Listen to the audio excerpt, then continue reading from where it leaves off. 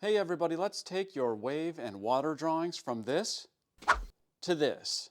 If you can scribble, you can do this. All right, let's draw some waves and water. First thing, we're going to establish our horizon and draw in the sun to mark the direction of our light. Next, I'm just going to loosely mark in some waves and water lines. Keep these very loose.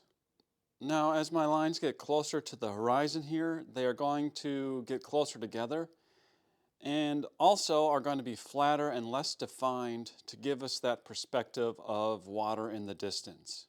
Okay, now with my 5B pencil, I'm going to begin to shade in my darker areas on the waves.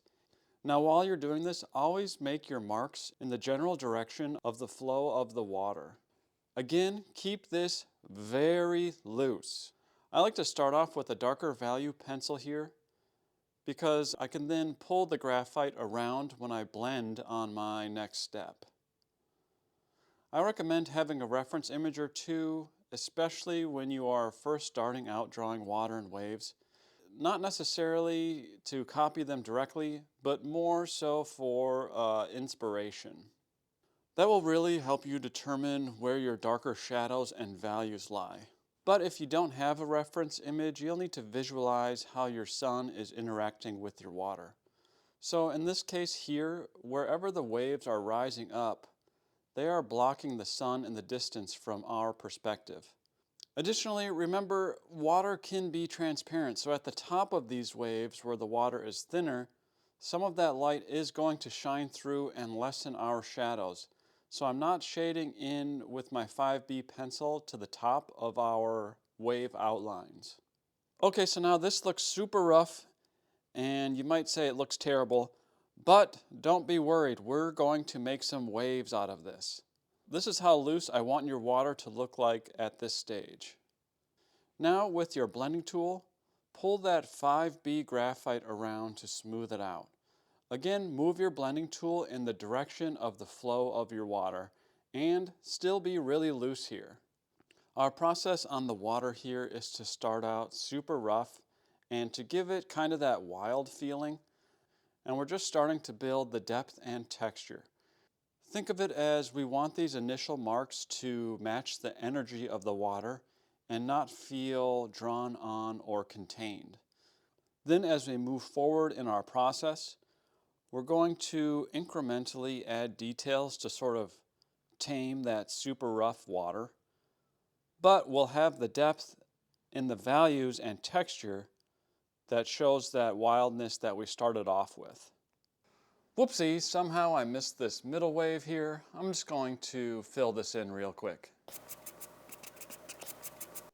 We have some large areas that don't have big waves that are too white here. I'm going to put down some marks with my 2B pencil and blend those in.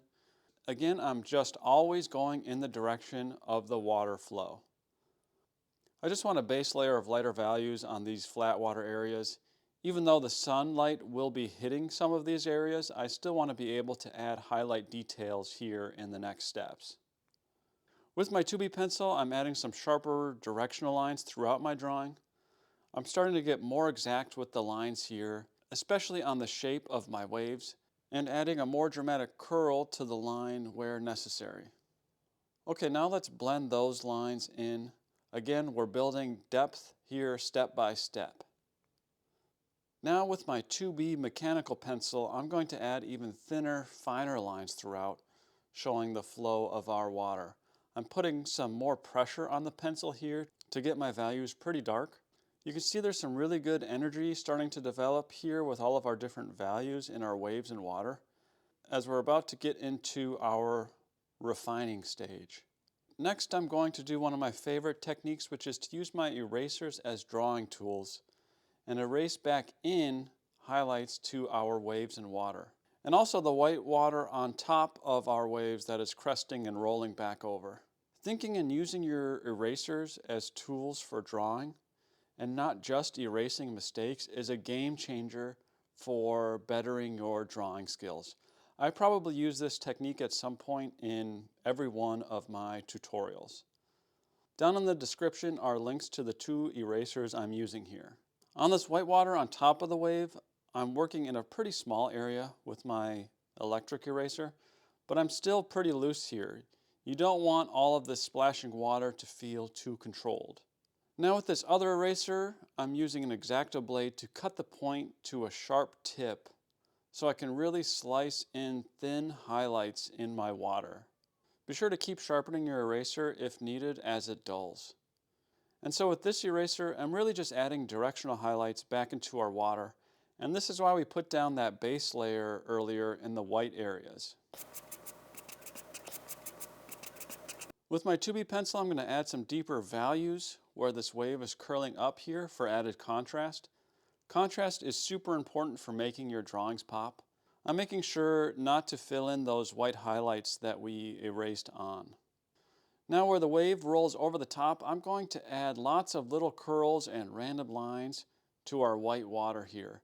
On these marks, still be sure to have the majority of them follow the curve of our wave rolling over the top.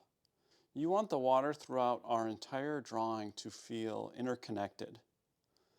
I'm going to fill in just a few little spots down here to add variety to our water. And I'm being sure to avoid our highlighted lines here. Now we're just going to repeat these steps on the rest of our waves. Erasing some highlights. We're erasing in our water rolling over the top. Filling in more directional lines for added contrast or highlight. And random marks on our water rolling over the top. And so on throughout all of our waves. Now on this wave, note that I have a little bit of the opposite side of the wave rolling down the back towards the sun in full highlight. And the directional lines of this wave flows into the wave behind it. Again, you want all of the flow of your water to feel connected like this. In the background here, I'm going to keep things pretty blurred and undefined, keeping our lines much more straight. Now with my eraser, I'm going to erase in our highlights from the sun here and doing it a bit irregularly so it feels like the waves back here are influencing our sunlight. Our water is really coming together now, and I'm really just in the finessing stage at this point, adding in contrast with some darker values throughout, as well as fine-tuning highlights with my erasers. Really work hard to build that contrast between the different layers of waves. You really want those spots to pop. Also notice on the left and right sides of our drawings, I'm allowing for more shadows to come in. But in direct line with the sun, I have a lot more of our highlights because that is where the sunlight is directly hitting from our perspective.